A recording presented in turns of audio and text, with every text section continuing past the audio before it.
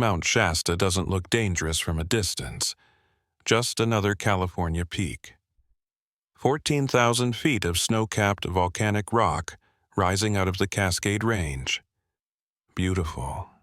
Majestic. The kind of mountain you see on postcards and think about climbing someday. But I've been leading survival training exercises on Shasta for 6 years, and I can tell you this. The mountain has secrets. Places where compasses spin. Areas where radios cut out for no reason. Caves that local guides won't enter, even if you pay them double. The Lemurian legends, mostly. Stories about an ancient civilization that supposedly built cities under the mountain 10,000 years ago. About beings of light seen near the summit. About tunnels that lead to places that don't exist on any map. I never believed any of it.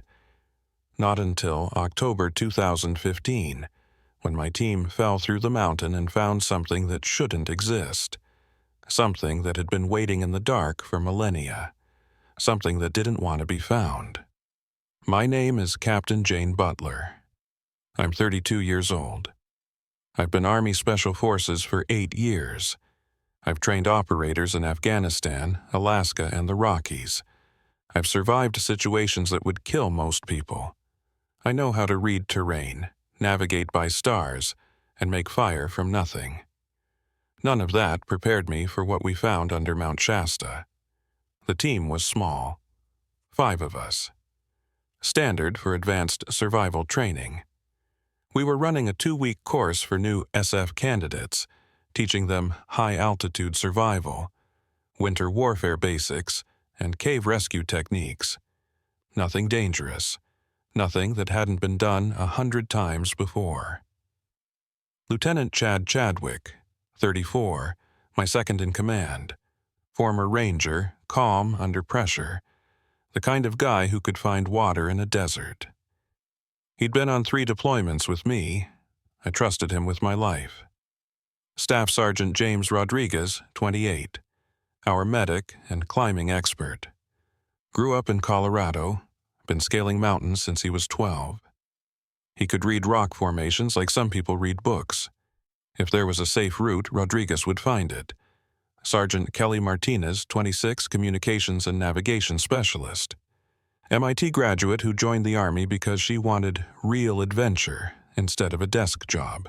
She could fix any radio, hack any GPS, and never got lost, ever. And Specialist Tom Crawford, 22, the youngest. Fresh out of selection.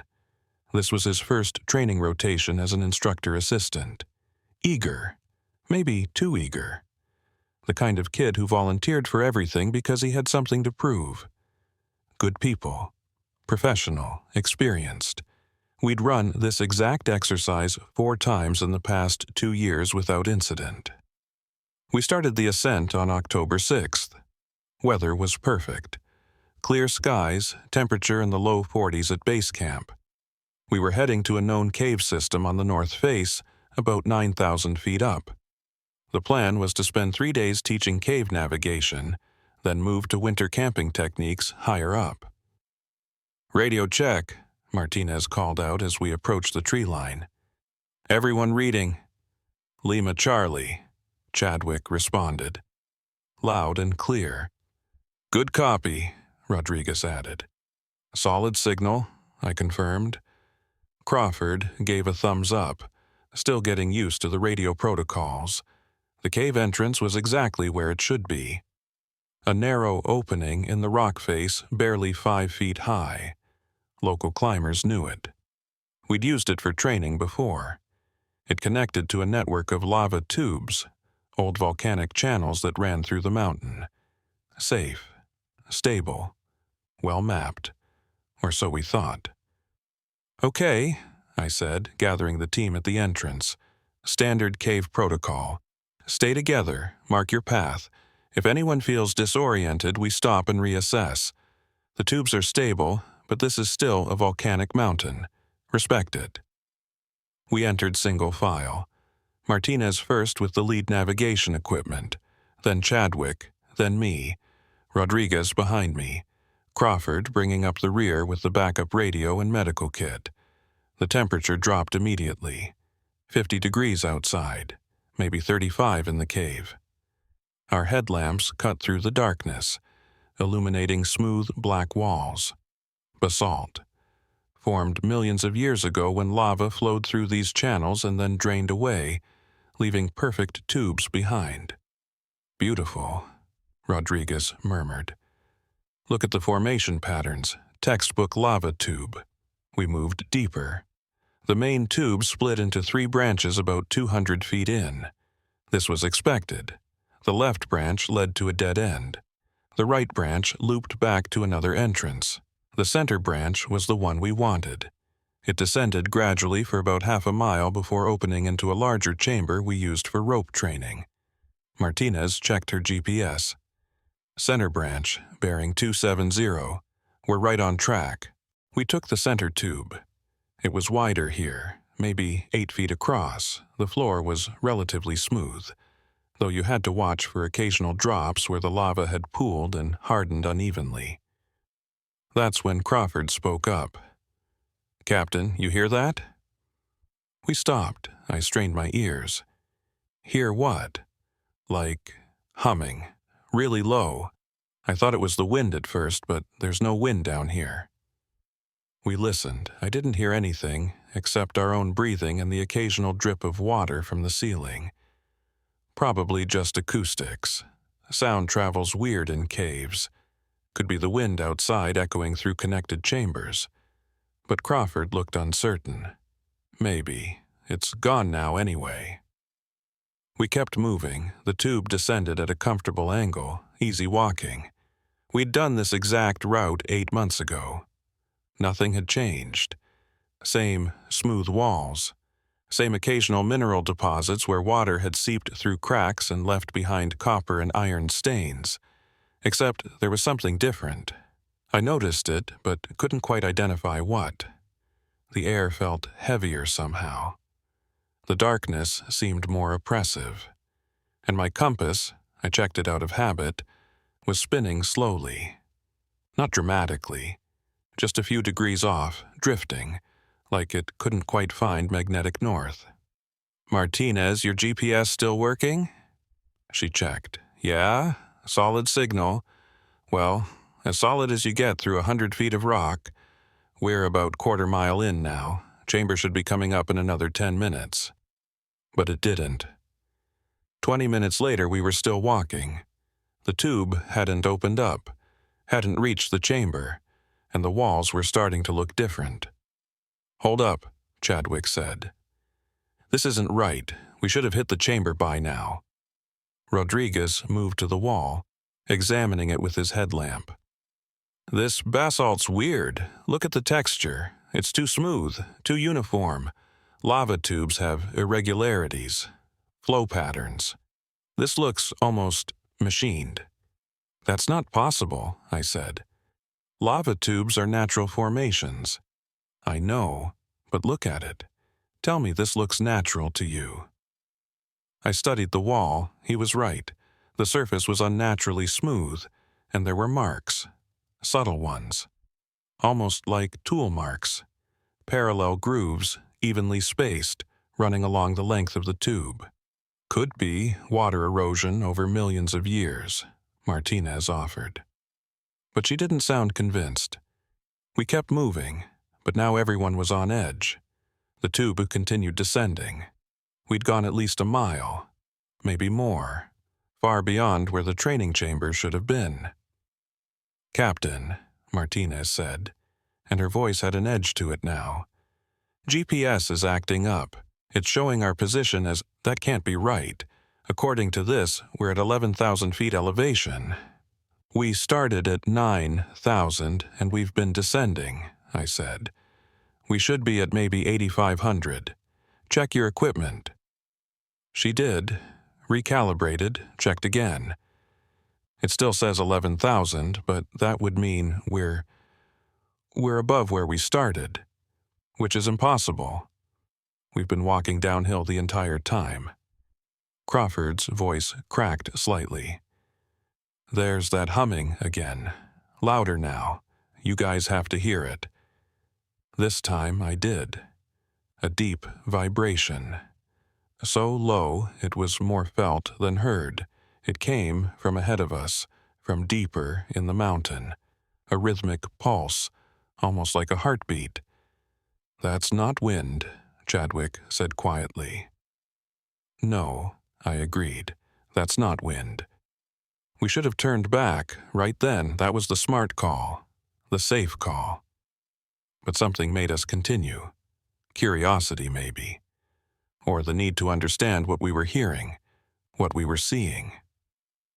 The tube opened up suddenly. One moment we were in a narrow channel, the next we were standing at the edge of a massive cavern. Our headlamps couldn't find the far wall. The ceiling disappeared into darkness above us, and the floor— "Jesus Christ," Rodriguez whispered. The floor wasn't natural. It was tiled. Massive stone blocks, each one at least 10 feet across, fitted together with mathematical precision. No mortar, no gaps, just perfect joins between stones, and carved into each block were symbols, geometric patterns, mathematical formulas that looked almost like equations, and writing. Characters I'd never seen before, not English, not Spanish, not any language I recognized. "We need to report this," Martinez said, reaching for her radio. This is an archaeological find. This is—" Her radio squealed, high-pitched feedback that made us all wince. She adjusted the frequency. Tried again. Nothing but static. "No signal," she reported. "Radio's dead, and my GPS just went completely black. It's not even showing an error, just nothing." I tried my radio. Same result, dead air. We were cut off from the surface. Alone in a cave system that shouldn't exist, standing on a floor that couldn't be natural, listening to a sound like the mountain's heartbeat. "We go back," I decided, "right now. We map this location, report it when we get topside, and let the archaeologists figure out what this is." But when we turned around, the tube we'd come through was gone. Not collapsed, not blocked, just gone. The wall was solid stone. The same unnaturally smooth basalt with the tool marks. But no opening. No tunnel. No way back. "That's not possible," Crawford said, his voice rising.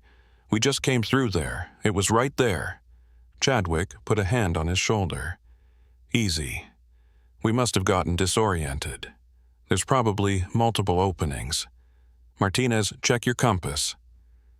She did. The needle spun in circles, useless. "Okay," I said, keeping my voice calm. "We stay calm, we assess. We find another exit. These are lava tubes. They connect to the surface in multiple places. We find one, we climb out, we call for extraction." But I was lying to myself, because lava tubes don't have tiled floors, don't have writing carved into them, don't make walls disappear behind you. We moved along the edge of the cavern, staying close to the wall, looking for an opening. Any opening. The carved floor stretched away into darkness. The symbols glowed faintly. Not brightly, just a subtle luminescence, like they were reflecting light that didn't exist. "Bioluminescence," Rodriguez suggested. "Some kind of phosphorescent mineral?" "Maybe," I said, "but minerals don't form equations, don't write in organized patterns." That's when Crawford tripped. One moment he was walking. The next he was sprawling forward, his headlamp beams spinning wildly. He hit the tiled floor hard, and something made a click sound. Mechanical. Precise. We all froze. "Everyone stop moving," I ordered. "Crawford, don't move. What did you hit?" "I don't know. It felt like a button, a stone that depressed when I fell on it." The humming changed pitch, got louder, and the tiles beneath our feet began to glow brighter. Not just faintly now, actually glowing, blue-white light emanating from the symbols carved into the stone. The equations suddenly clearly visible. And I could read them now. Not the words, I still didn't recognize the language, but the math.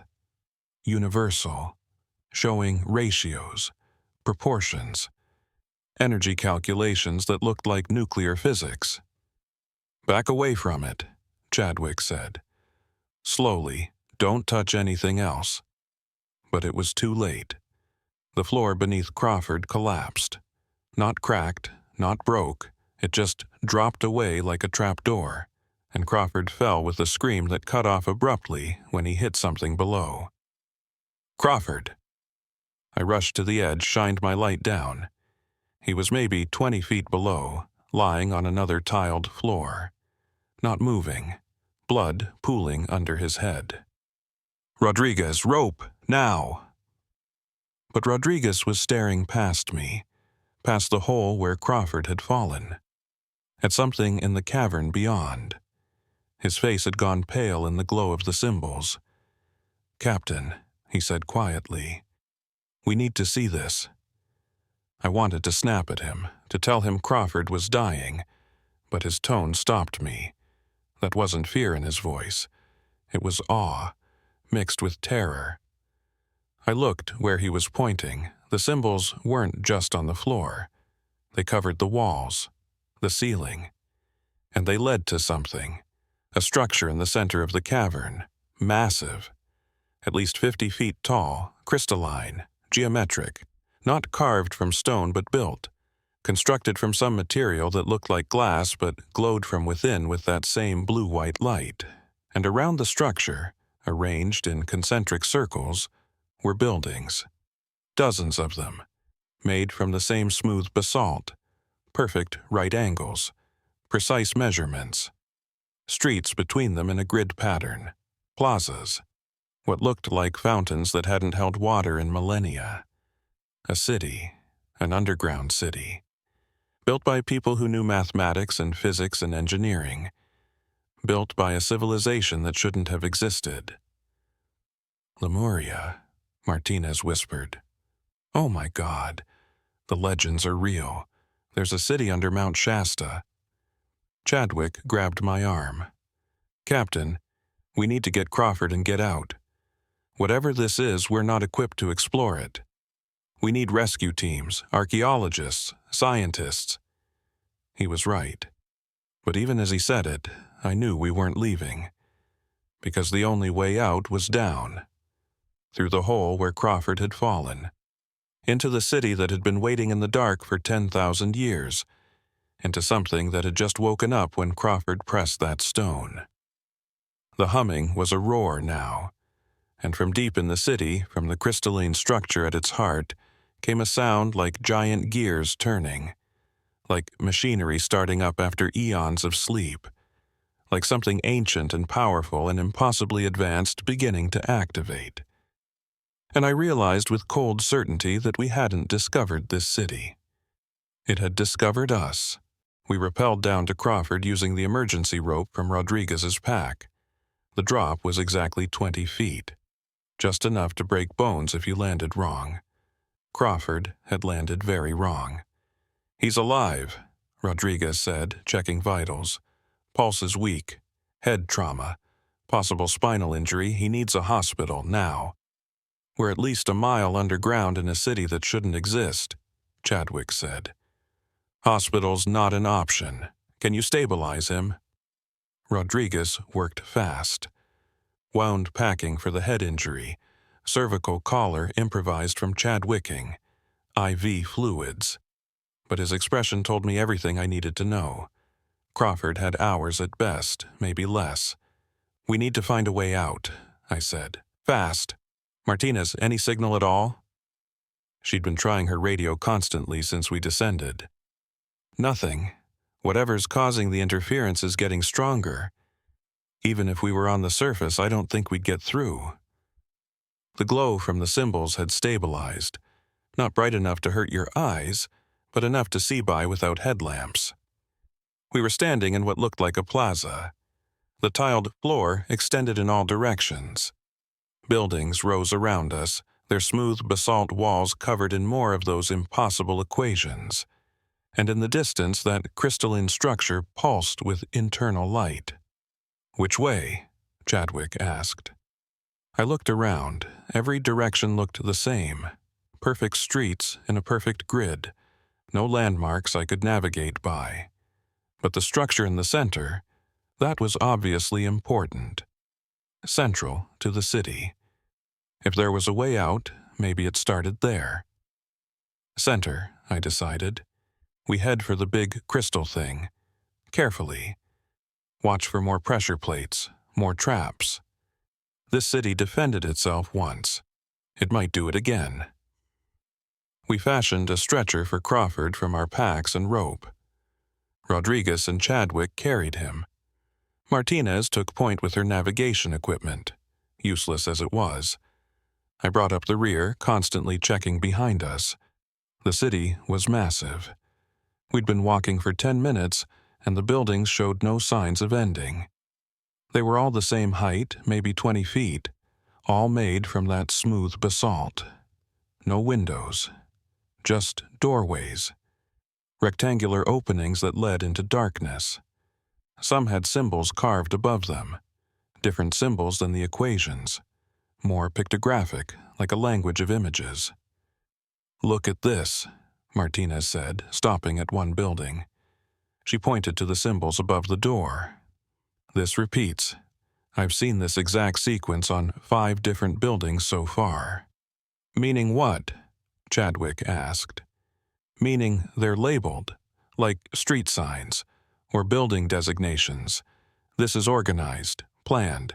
This isn't some random cave system that ancient people sheltered in. This is a city, built with purpose." Rodriguez adjusted Crawford on the stretcher. The kid was unconscious now, breathing shallow. "How old do you think this is?" "The Lemurian legends talk about 12,000 years, Martinez said.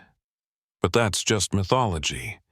No civilization had this kind of technology 12,000 years ago. Hell, we barely have this technology now. Look at how these buildings are constructed. No seams, no joints. It's like they were grown, not built." She was right. The more I looked, the more impossible it became.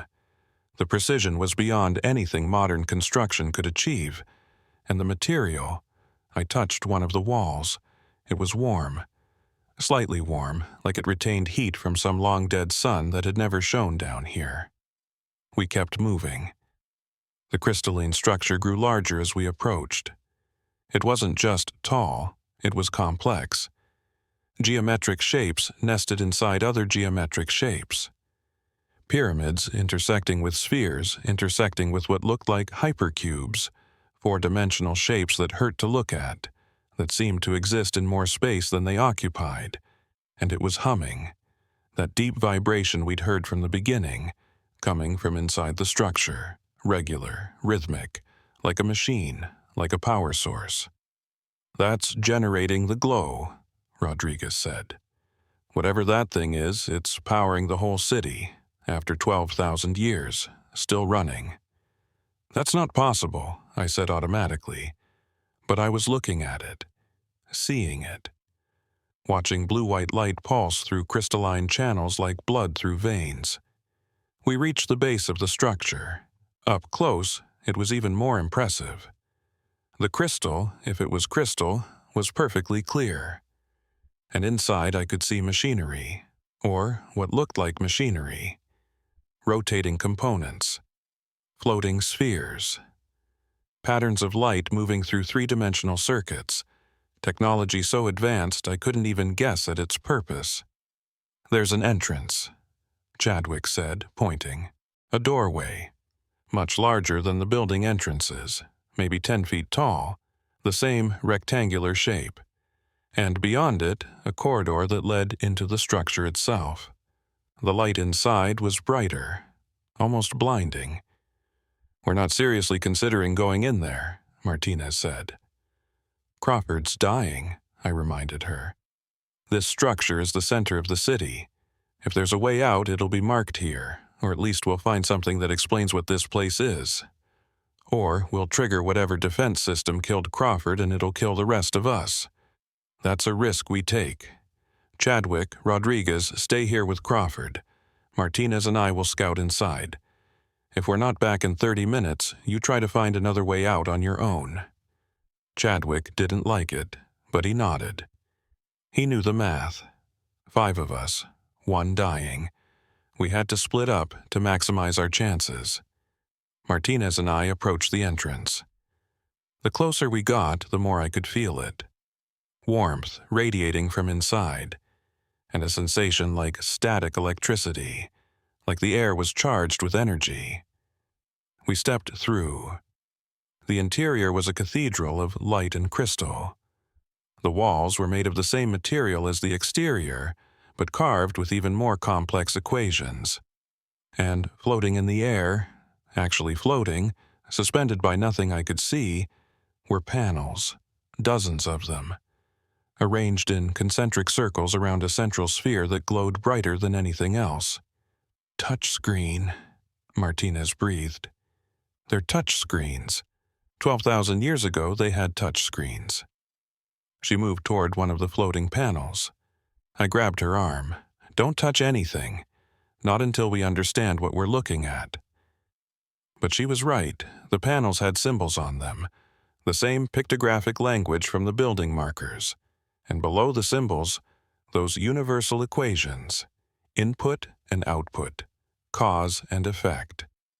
These were controls, an interface, a way to operate whatever this machine did. "Look at the center," I said.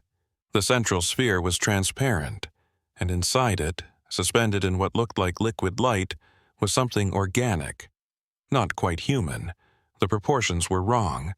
The skull was elongated, the eye sockets too large, but humanoid, close enough that you could see the evolutionary relationship. Is that one of them?" Martinez asked. "A Lemurian? I think it's a body, preserved somehow. Maybe this is a tomb, a monument to their civilization." But even as I said it, I knew that wasn't right, because the body's chest was moving, rising and falling, slowly, once every 30 seconds, but moving. "It's breathing," Martinez whispered. "Oh God, it's alive." Before I could stop her, before I could pull her back, Martinez reached out and touched one of the floating panels. The reaction was immediate. The central sphere flared with light. The panels rearranged themselves, moving through the air like they were manipulated by invisible hands.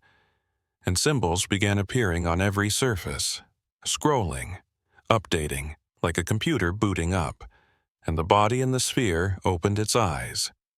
They glowed, the same blue-white as everything else, and they looked directly at Martinez, then at me, ancient eyes, wise eyes, and utterly alien. A voice filled the chamber, not spoken, not transmitted. It was just there, inside my head, speaking in a language I didn't know but somehow understood. "Intruders, unauthorized access, security protocol initiated." "We don't mean any harm," I said out loud, knowing it was probably useless. "We're lost. We need help. One of our people is hurt." Analyzing, species Homo sapiens. Technological level, primitive. Threat assessment, minimal. However, city defenses must be maintained. Unauthorized personnel will be removed. "Removed how?" Martinez asked. The voice didn't answer. But around us, the building began to change. Walls shifted. The doorway we'd entered through sealed itself. New openings appeared, leading deeper into the structure. And from somewhere in the distance I heard movement. Mechanical movement. Something large waking up. "We need to leave," I said. "Now." But Martinez was staring at the body in the sphere, at the being that was looking back at us with those alien eyes. "You're the last one, aren't you? The last Lemurian. Everyone else is dead. The city is empty. You're alone down here." "Correct. Population 1. Duration of isolation 11,847 years. Primary function, guardian. Secondary function, preserve city integrity until retrieval. Retrieval by who? I asked. Unknown. Original civilization, extinct. Probability of retrieval approaching 0. However, protocol must be maintained. The deep cannot be compromised.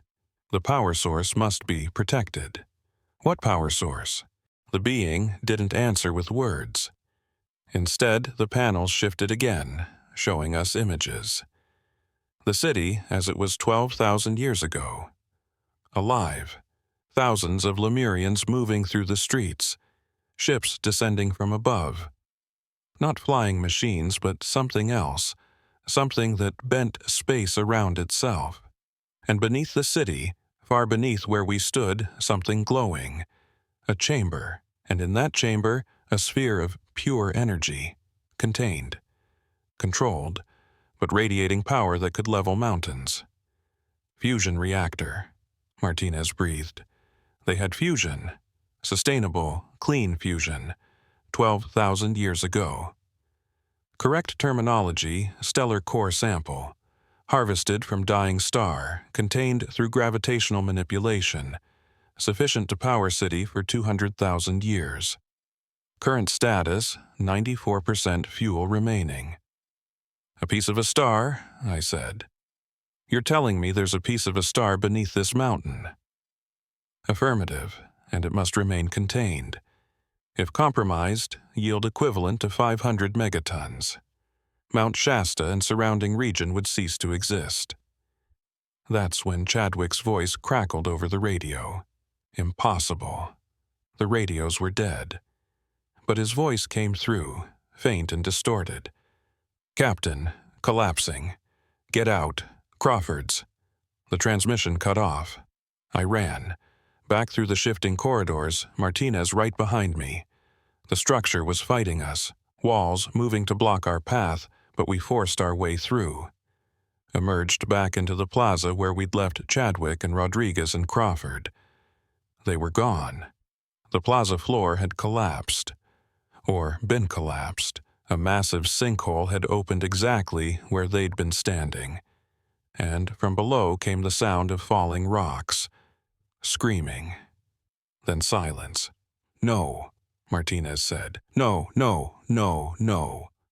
I looked down into the hole. It was at least 50 feet deep, and at the bottom, lit by the blue-white glow of the symbols, I could see bodies. Chadwick, Rodriguez, Crawford, none of them moving. The city did this, I said. My voice sounded hollow, distant. It killed them, to protect itself, to remove unauthorized personnel.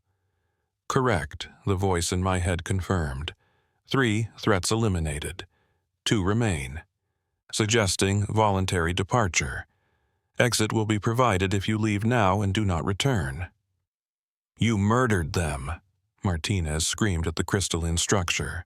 They were trying to help. They weren't a threat. Threat assessment determined by protocol, not intent.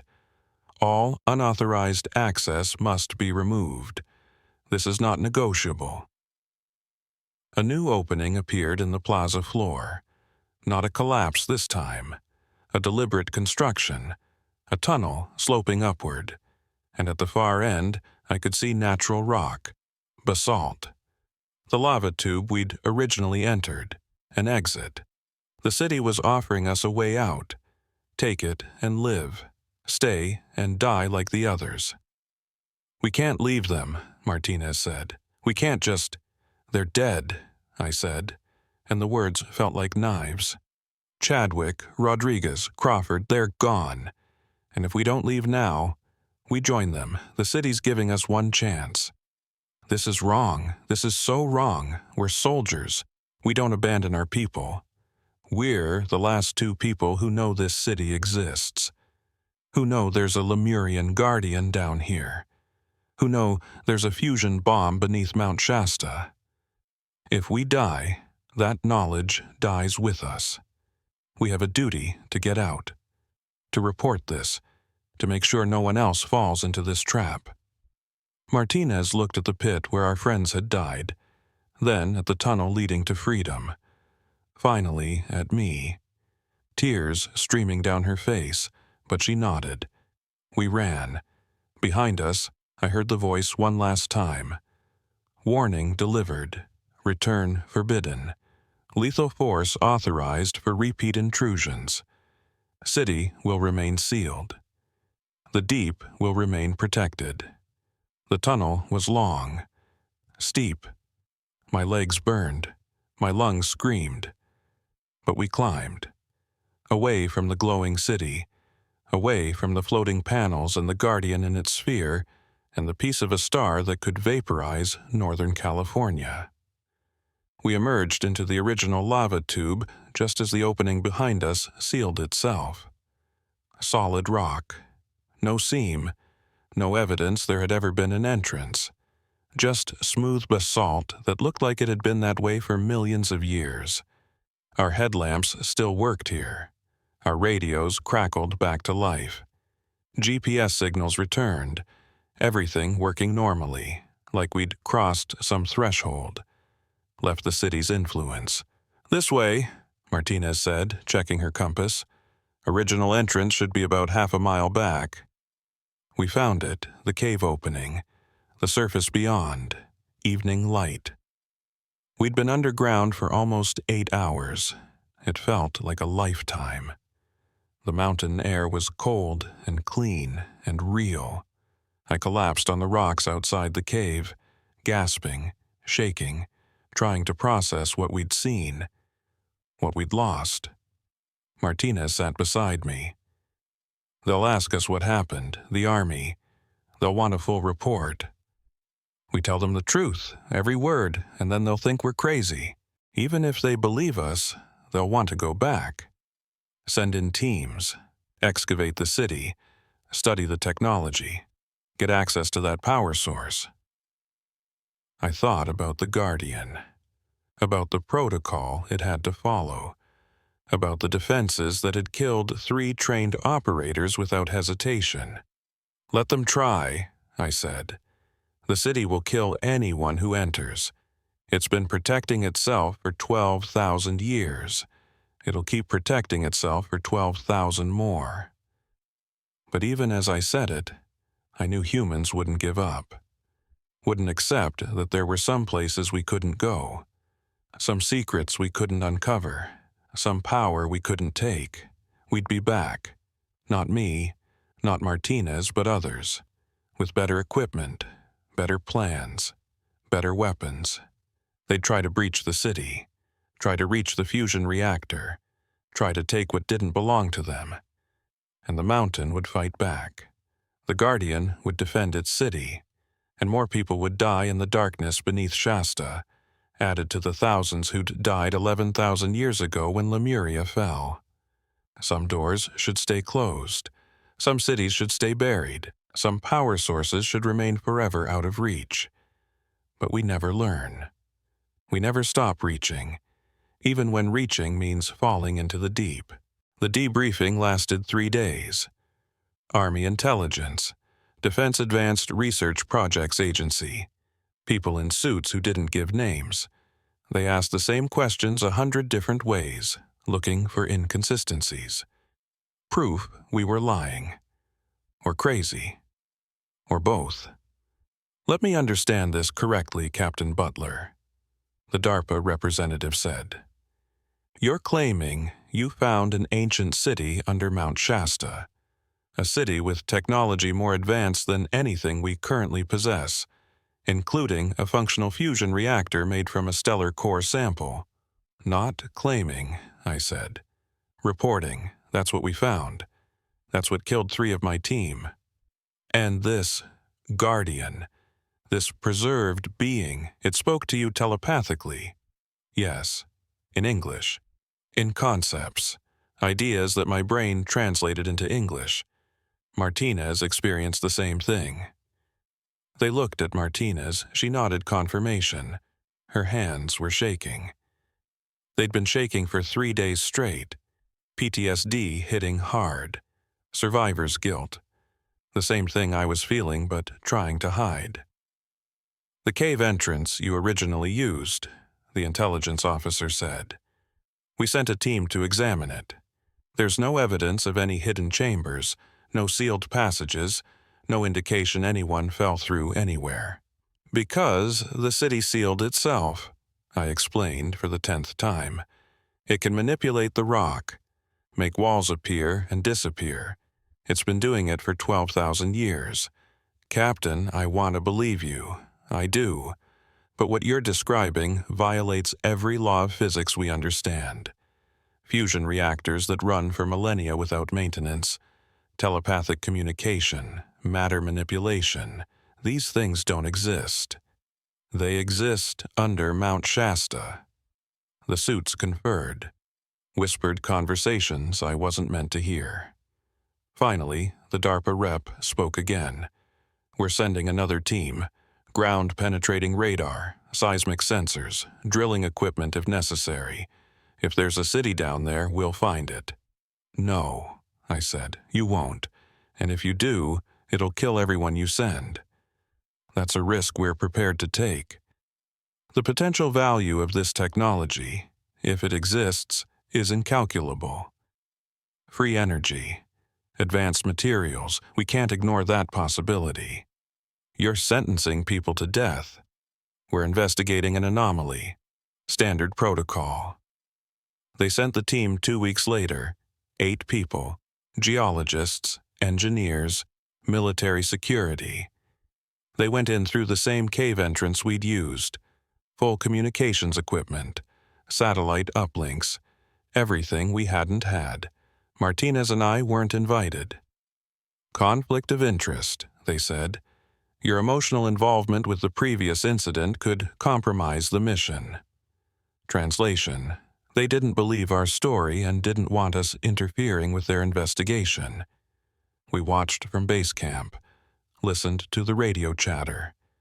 The team entered the cave system, reported normal readings, progressed along the main tube, everything by the book. Then, 4 hours in. We've found something. The tube is changing. The walls, they're too smooth. This isn't natural formation. Martinez and I looked at each other. It was starting. Proceed with caution, Command ordered. Document everything. Roger that. We're seeing markings now. Symbols carved into the stone. This is definitely artificial. Oh my God, it's opening up. There's a cavern ahead. It's massive. The walls are glowing. I'm reading bioluminescence, but the spectrum is all wrong. This light shouldn't... Static. Team 2, report. Team 2, do you copy? Nothing. 30 seconds of dead air. Then, we see it. We see the city. Captain Butler wasn't lying. It's real. The buildings, the streets, everything. And there's a structure in the center, crystal or glass. It's beautiful. It's impossible. We're moving to investigate. Negative, Command said. Maintain position. We need to establish a secure perimeter before... There's something here, something moving. Oh, Jesus, the floor just... Screaming. Multiple voices. The sound of rocks falling. Then silence. Team 2, respond. Anyone, respond. One voice came back, weak, gasping. It collapsed. The floor collapsed. 5 down, maybe dead, maybe trapped.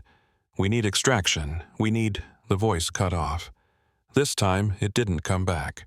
Command tried for 6 hours, sent every signal, used every frequency. Nothing. 8 people went into Mount Shasta. None came back. That night, I couldn't sleep. Kept seeing Chadwick's face, Rodriguez, Crawford, now 8 more.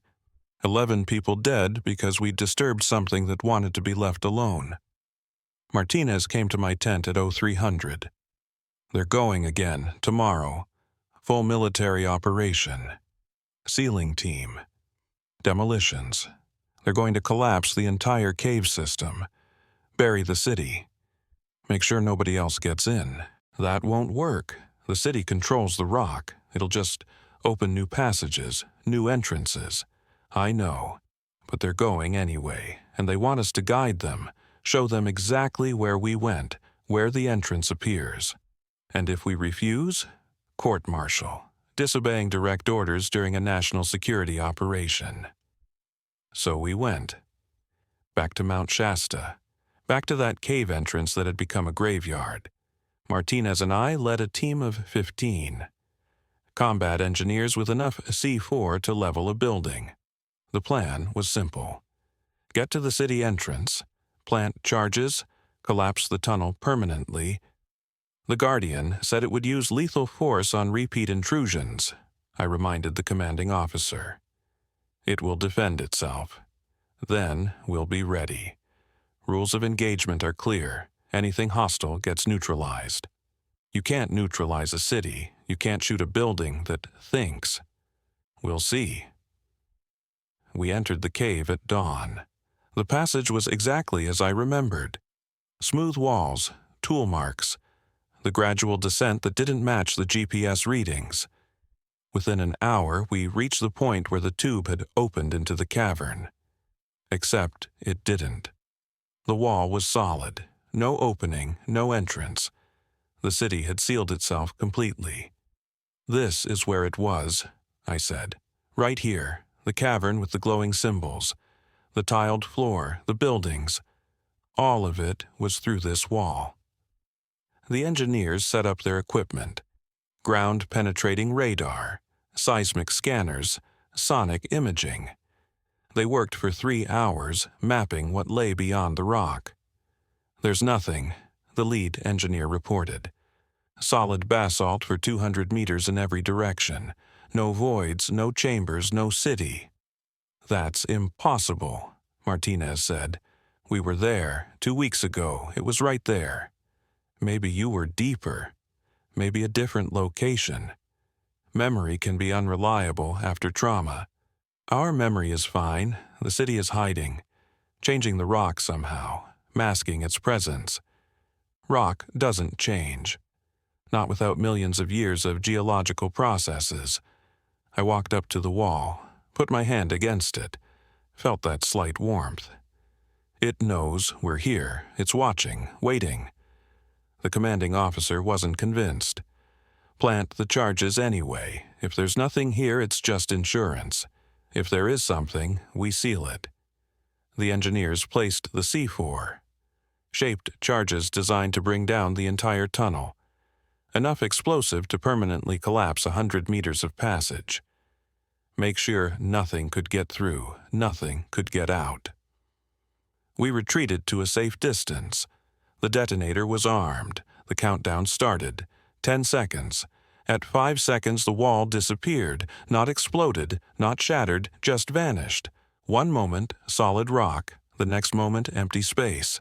And beyond it, the city, still glowing, still perfect, still waiting. And standing in the entrance was the Guardian, not the body in the sphere, something else. Mechanical but alive. Crystalline but organic. 8 feet tall. Vaguely humanoid but wrong in every proportion. Made from the same material as the central structure, glowing with internal light.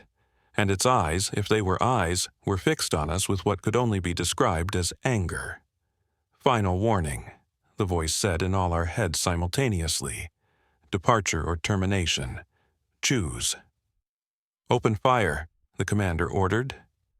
15 rifles fired at once. Armor-piercing rounds, the kind that punch through engine blocks. They hit the Guardian center mass. I saw the impacts, saw a crystal crack, saw light bleed out like blood. The Guardian didn't fall. It raised one arm, or what passed for an arm, and the tunnel behind us sealed. Solid rock where the passage had been. We were trapped between the Guardian and the city. Fall back, into the city. Move. We ran. Past the Guardian, which made no move to chase us. Into the plaza where Crawford had fallen. Where Chadwick and Rodriguez had died. The engineers were frantically trying to detonate the charges they'd planted. But the detonators were dead. The electronics fried by whatever energy the Guardian was projecting. "Establish defensive positions," the commander shouted. "Fortify against—" The floor beneath him collapsed. One moment he was standing there, barking orders. The next that he was gone, fell 50 feet into darkness. His scream cut off with a sickening crunch. Then the walls started moving, not all at once, deliberately, methodically. Buildings sliding across the plaza like pieces on a chessboard. Streets realigning. The city was reconfiguring itself, creating a maze, separating us from each other. I saw engineers vanish as walls closed around them, heard screaming from multiple directions as the city's defenses activated. "Stay together," I shouted, but it was useless. The city was designed to prevent that, designed to isolate, to pick us off one by one. I ended up in a narrow street between 2 buildings with Martinez and 3 engineers. The path ahead was blocked, the path behind sealed. We were boxed in. "The central structure," Martinez said. "That's where the Guardian came from. That's the heart of the city. If we can reach it, maybe we can shut this down. Or die trying. We're dead anyway. At least this way we're trying something." She was right. The city was killing us systematically, playing with us, showing us exactly how outmatched we were. Our only chance was to attack the core, destroy the Guardian, shut down the power source. We moved through the shifting streets. Every turn could be a dead end. Every building could become a tomb. But somehow we kept finding passages, kept moving toward the center, like the city was guiding us, like it wanted us to reach the crystalline structure. We lost 1 engineer when a ceiling collapsed, crushed him instantly. Another fell into a pit that opened without warning. Just Martinez and I and 1 engineer, a kid named Harrison, maybe 25, eyes wide with terror, made it to the base of the central structure. The Guardian was waiting inside. The mechanical one from before, its chest still cracked from our gunfire, light leaking from the wounds.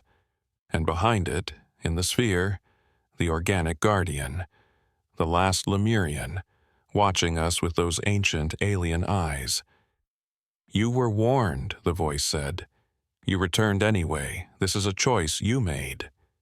"We're just following orders," Harrison said, his voice breaking. "We're soldiers. We don't make policy."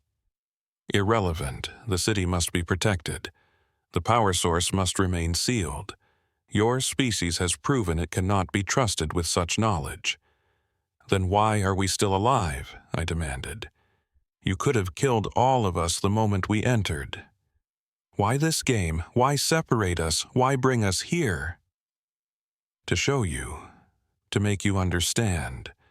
To ensure at least one of you survives to tell others what happens when the deep is disturbed." Martinez laughed. A broken sound. "Another witness. Like Jane the first time. You're going to kill everyone but one. Let them escape with a warning. That's your pattern." "Correct. It has proven effective for 11,847 years. Those who enter do not leave. Those who hear the story do not return. Until now, until your species grew arrogant enough to believe yourselves immune to consequence." The mechanical Guardian moved. Not toward us, toward Harrison. He fired his rifle. Full magazine, all 30 rounds. The Guardian's chest shattered further. Pieces of crystal fell away, but it kept coming. It put one hand on Harrison's shoulder, and Harrison began to scream. Not from pain, from something else. His body started to change, calcify. His skin turned gray, then white, then crystal. In 30 seconds he was a statue, still screaming but unable to move, unable to die, trapped forever in that moment of terror. "What did you do to him?" Martinez demanded. "Converted his matter to match city materials. He is now part of the structure. His consciousness remains but cannot interact. He will exist this way until the city falls. If the city falls. You're a monster, I said. I am a guardian. I am protocol. I am what remains when civilization falls and duty remains. I have killed thousands over millennia to protect what sleeps below. I will kill thousands more if necessary. The fusion reactor, the star core. You're protecting a bomb. I am protecting knowledge your species is not ready for. Power you will misuse. History proves this. Your own records show it. Nuclear weapons, chemical weapons, biological weapons. You turn every discovery into a means of destruction. The city represents technology that could elevate you, but you would only use it to annihilate yourselves. Martinez stepped forward. So keep it hidden. We'll leave. We'll tell them the mission failed. Tell them there's nothing here, just seal the entrance and we'll never come back. Your species does not accept no as an answer. You will return, with greater force, greater determination. Eventually, you will breach the city. Eventually, you will reach the core, and when you do, you will try to weaponize it. Try to harness it, and you will fail. And California will become a crater. And millions will die. I cannot allow this possibility. Then, what's the solution? I asked. Kill us all? Keep killing every team that comes looking. Eventually, the government will nuke the whole mountain, vaporize the city just to make sure nobody else gets access. The Guardian was silent for a long moment. The organic body in the sphere closed its eyes, thinking, calculating probabilities, running scenarios through a mind that had been alive for 12,000 years. There is one option, one solution that prevents both outcomes. The city must collapse. The tunnels must seal, but not from your explosives, from within. The core must be shut down. The power source must be rendered inert. The city will go dark. The defenses will fail, and the deep will finally sleep. You're talking about suicide, Martinez said. You'd die too. After 11,000 years, you'd just end it. I have been alone long enough. My purpose was to wait for retrieval, to protect until my people returned. They are not returning. Lemuria is extinct. I am extinct. All that remains is duty, and duty has become cruelty. Time to release both. How do we help? I asked. You do not. This is not your choice to make. You simply bear witness, as always. You will leave. Tell your superiors the city is gone. Tell them the entrance collapsed. Tell them whatever story prevents further expeditions. And you will spend the rest of your lives knowing you met the last of a civilization that fell when yours was still learning to make fire. The mechanical guardian stepped aside. Behind it, a tunnel appeared, leading up, away from the city, a way out. The others, Martinez said. The rest of our team, can you release them? They are already dead, added to the city's defenses. Their matter reconfigured, their consciousness preserved but dormant. When the core shuts down, they will finally rest. This is more mercy than most receive. We didn't want to leave, didn't want to abandon our people to become part of an alien city's walls, but we also understood that staying meant joining them, meant becoming crystal statues screaming silently for eternity. We walked toward the tunnel. Behind us, I heard machinery winding down. Systems deactivating. The glow of the symbols beginning to fade. The Guardian was doing it. Shutting down the power source, letting the city die. One final message, the voice said as we entered the tunnel. Your species has great potential. You could achieve wonders that make even Lemuria seem primitive. But first you must learn when not to reach, when not to take, when to leave mysteries unsolved and power unharnessed. Until you learn this, you will remain children playing with weapons you do not understand.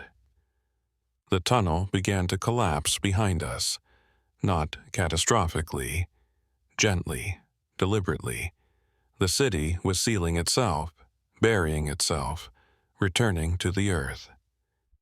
We ran, climbed, emerged into the lava tube, kept running until we saw daylight. Burst out onto the mountainside gasping, covered in dust, the sole survivors of a 15-person expedition. Behind us, Mount Shasta rumbled. A minor earthquake, barely registering on seismographs, just enough to collapse the cave entrance, seal it with tons of rock, make it look like a natural cave-in. The city was gone. The Guardian was gone. Lemuria had finally died its final death, and Martinez and I were left to carry the story. The warning, the witness to a civilization that had been waiting in the dark for 12,000 years, protecting a secret we weren't ready to know. They didn't believe us. Not completely. How could they? 15 went in, 2 came out, the investigating officer said, reviewing our statements for the 4th time. Cave collapse. That's your official story? That's what happened, Martinez said. She'd gotten better at lying, or maybe she'd just accepted that the truth didn't matter. The tunnel system was unstable. Old lava tubes. We triggered a collapse. The rest of the team was caught in it. We barely made it out. And the bodies. Buried, tons of rock. Recovery would require excavating half the mountain. The officer didn't look convinced, but he also didn't have an alternative explanation. 15 people had entered Mount Shasta. 2 had emerged. The cave entrance had collapsed. Seismographs confirmed a minor earthquake at exactly the right time. Tragic accident. Unfortunate loss of life. But ultimately explainable through natural causes.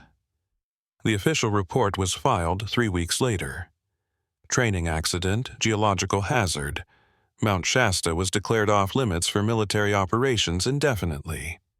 The cave system was marked as unstable and dangerous. Civilian access was already restricted. The mountain was sacred to local indigenous tribes, and certain areas were protected land. The city would remain undiscovered. The secret would stay buried. Lemuria would keep its sleep. They discharged Martinez after 6 months. Medical discharge. PTSD. She'd started having panic attacks during routine training exercises. Couldn't go underground. Couldn't even enter buildings without windows. The Army paid for therapy, gave her a pension, thanked her for her service, let her go. I lasted another year. Reassigned from training duty to logistics. Desk work, safe, boring. But the nightmares didn't stop. Every night I saw Harrison turning to Crystal, heard Chadwick screaming as the plaza floor collapsed beneath him, watched Rodriguez's body broken at the bottom of a pit. And I heard the Guardian's voice. That last message, about potential and weapons and children playing with things they didn't understand. About learning when not to reach. I left the Army in 2017. Honorable discharge. Clean record. They even gave me a commendation for surviving the Mount Shasta incident. Recognition for making hard choices under impossible circumstances. What they didn't know was that I couldn't stop thinking about the city, about what we'd destroyed, about technology that could have changed the world, buried because humanity wasn't ready for it. Was the Guardian right? Were we too dangerous to be trusted with that knowledge? Or had we just sacrificed humanity's future because we were too afraid to take responsibility for our own potential? I moved to Redding, close enough to see Mount Shasta from my window, far enough that I didn't have to be on it. Got a job as a park ranger, quiet work, helping tourists, teaching basic wilderness safety, nothing that required going underground. Nothing that involved ancient cities or fusion reactors or telepathic warnings from extinct civilizations. But I kept researching. Couldn't help myself. The Lemurian legends, the stories that predated our discovery. Native American accounts of beings who lived inside mountains, of cities in the earth, of technology that looked like magic. The Modoc tribe had stories about Gazumati, a sacred place inside Mount Shasta where the Old Ones lived, where light existed without fire, where time moved differently. Outsiders who entered didn't return, or return changed. Speaking in languages no one understood, the legends were accurate. All of them. Passed down for thousands of years. Warnings disguised as mythology, trying to tell us not to look too deep, not to disturb what slept beneath the mountain. We hadn't listened. We never do. Martinez called me in 2019. First time we'd spoken since she left the army. Her voice sounded hollow, medicated. Do you ever wonder if we did the right thing? Which part? I asked. Going in, coming out, letting the Guardian shut down the city? All of it. I dream about that technology, Jane, the floating panels, the fusion reactor, the crystal constructs. We could have saved it, studied it, used it. Clean energy for the entire planet. Materials science centuries ahead of what we have. Medical technology that could eliminate disease. We gave all that up. We gave it up because the alternative was worse. You heard the Guardian. If we'd tried to weaponize that power, California would be a crater. But what if we didn't weaponize it? What if we actually learned? Actually grew up enough to use it responsibly? That's not a chance I was willing to take, not with millions of lives. Silence on the line. Then, I'm not sleeping, Jane. Haven't slept properly in 4 years. The VA pills don't work. Therapy doesn't work. Every time I close my eyes, I see Harrison turning to Crystal. Hear him screaming inside Stone. And I think about how he's still there, still conscious, still aware. Trapped in the city as it died. The Guardian said they'd rest when the power shut down. What if it lied? What if they're still there? Still screaming in the dark? 13 people, Jane. 11 from our expeditions plus however many over the centuries. All of them transformed. All of them aware. All of them alone in a dead city under a mountain. Martinez, I'm going back next month. I'm going to Mount Shasta. Going to find another entrance.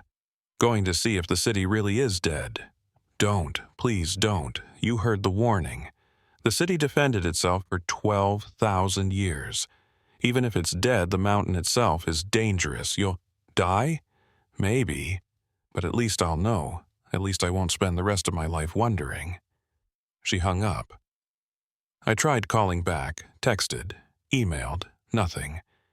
2 weeks later, I drove to her address in Sacramento. The apartment was empty, cleared out. Her landlord said she'd paid through the end of the month and left without notice.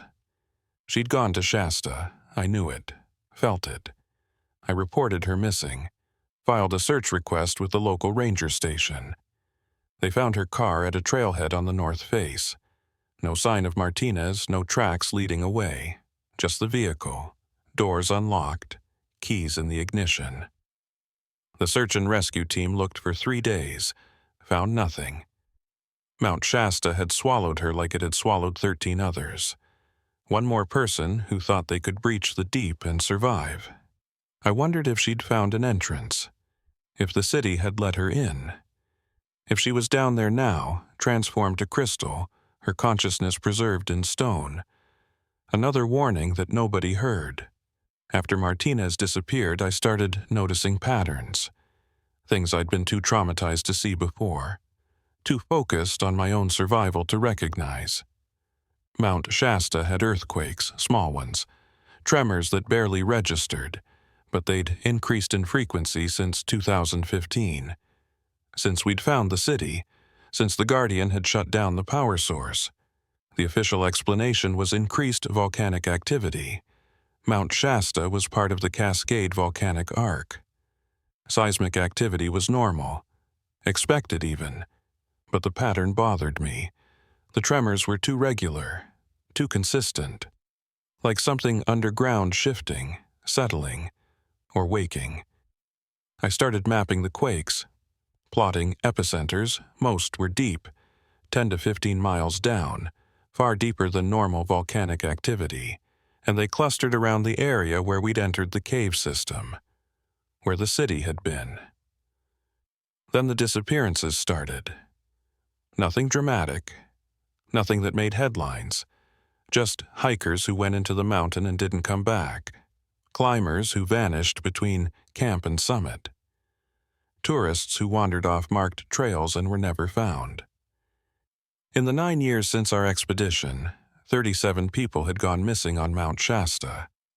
37. The Park Service said it was normal for dangerous terrain, said people underestimated the mountain, got lost, fell, died from exposure. But I knew better. I'd seen what happened to people who went too deep, who found places they shouldn't find, who disturbed things that wanted to remain hidden. The mountain was still protecting its secret, even with the city dead, even with the guardian silent. The deep was still dangerous. I thought it would end there, thought the mountain would claim its victims quietly, thought I could live out my life watching from a distance, carrying the knowledge, bearing the witness, but never interfering again. Then the mining company made their announcement. June 2024. Cascade Minerals filed permits for exploratory drilling on Mount Shasta's north face. They'd found evidence of rare earth minerals, lithium, copper, possibly even platinum group metals, deposits that could be worth billions. All they needed was government approval to start drilling test wells.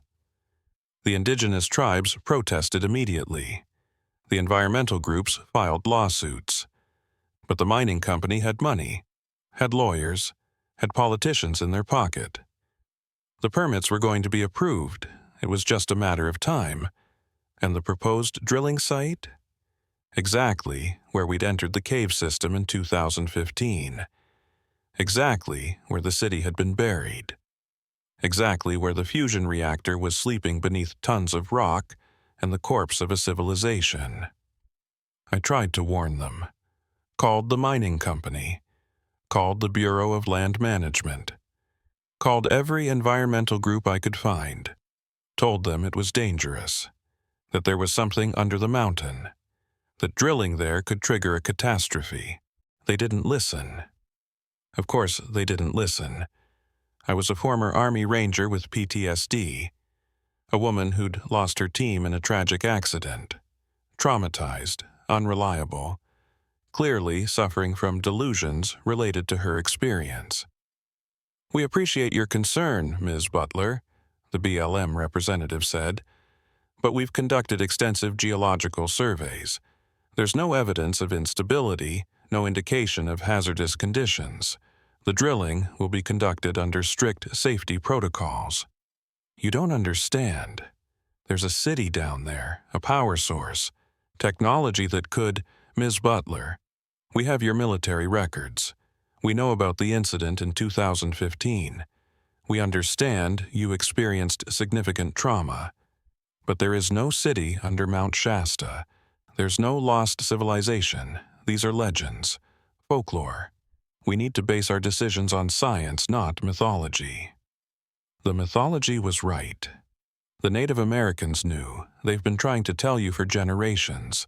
The mountain is sacred because it's dangerous. Because there are things beneath it that shouldn't be disturbed. Thank you for your input. It's been noted, but the drilling will proceed as scheduled. They hung up, filed my call as a public comment, ignored it completely, and set the drilling date for October 2024. 9 years, almost to the day after we'd first entered the city. History repeating, the cycle continuing. Humanity reaching for power it didn't understand because we couldn't accept that some things should remain buried.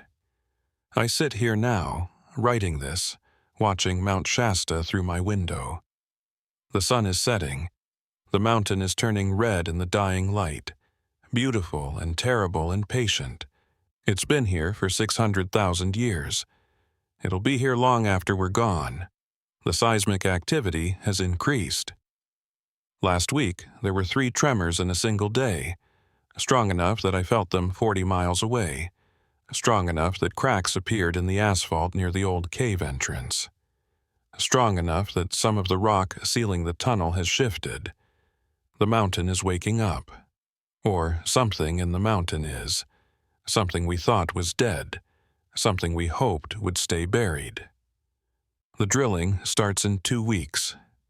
They'll bore down into the rock with diamond-tipped drill bits. They'll break through layers that have been undisturbed for millennia. They'll reach the city, or what's left of it. And then one of 2 things will happen. Option 1. The city is dead.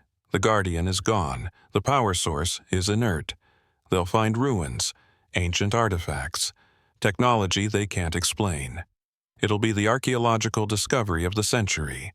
And maybe, just maybe, they'll be careful with what they find. Maybe they'll study it responsibly. Maybe humanity will finally be ready for that knowledge. Or option 2. The city isn't dead. The Guardian is still there, still protecting, still following protocol. And when the drill breaks through, when unauthorized access is detected, the defenses will activate. The mountain will fight back. And everyone on that drilling site will learn the same lesson we learned 9 years ago.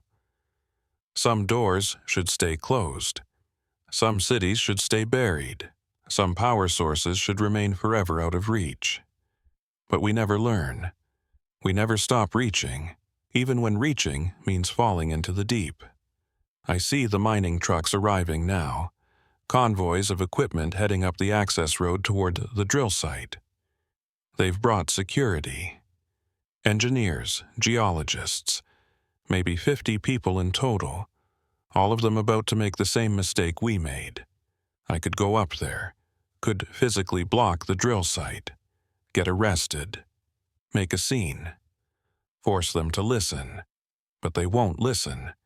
They'll just remove me, continue drilling, and I'll accomplish nothing except confirming their belief that I'm unstable. So instead, I'm writing this, telling the story, becoming the witness one final time, because that's my role now. That's what I've been ever since we fell through that mountain and found something that shouldn't exist. I'm the one who survived to tell the warning. 13 people died in 2015 because they entered the deep. 37 more have vanished since, and soon there will be more. Maybe 50, maybe hundreds, maybe thousands if they manage to breach the fusion reactor and trigger the catastrophic failure the Guardian warned about. 500 megatons, that's what it said. Mount Shasta and the surrounding region would cease to exist. I live in the surrounding region. So do 2.3 million other people. We're all sitting on top of a bomb that's been waiting for 12,000 years, and in 2 weeks, a mining company is going to hit it with a hammer to see what happens. The Lemurian Guardian told us we had great potential, that we could achieve wonders, but first we had to learn when not to reach, when to leave mysteries unsolved and power unharnessed. Until we learned that lesson, we'd remain children playing with weapons we didn't understand. 9 years later, we still haven't learned. We're still children, still playing, still reaching for things that could kill us. I hear the drills starting up now, testing equipment, calibrating systems. In 48 hours, they'll bore into the mountain, into the deep, into the place where Lemuria sleeps. And either we'll finally grow up, or we'll learn why civilizations fall, why guardians exist, why some secrets are protected by death for 12,000 years. Mount Shasta hasn't moved, hasn't trembled. The sun has set, and the mountain is dark against the stars. Patient, waiting. Watching 50 people position their drills above the place where a city died and a power source dreams.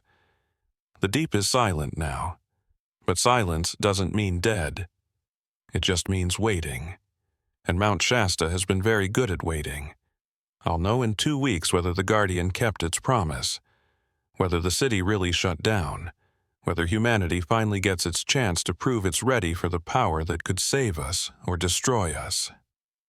But I have a feeling I already know the answer. I've had that feeling since 2015, since we fell through the mountain and found something ancient and terrible and patient, something that taught me the most important lesson I've ever learned. Some depths were never meant to be explored. Some cities should stay buried, and some mountains should be left alone. But you're not listening. Nobody ever listens to warnings. That's why guardians exist. That's why cities bury themselves. That's why mountains keep their secrets even when it costs lives to do so. The drilling begins in 2 weeks. I'll be watching, waiting, ready to bear witness one final time, ready to be the survivor who tells the story of what happens when humanity finally goes too deep. And if you're reading this after October 2024, and Mount Shasta is still standing, then maybe, just maybe, we finally learned the lesson. We finally grew up. But if you're reading this and there's a crater where Northern California used to be, then you'll know. We didn't listen. We never listen. And the Guardian kept its promise after all. The deep protected itself, the way it always does, the way it always will.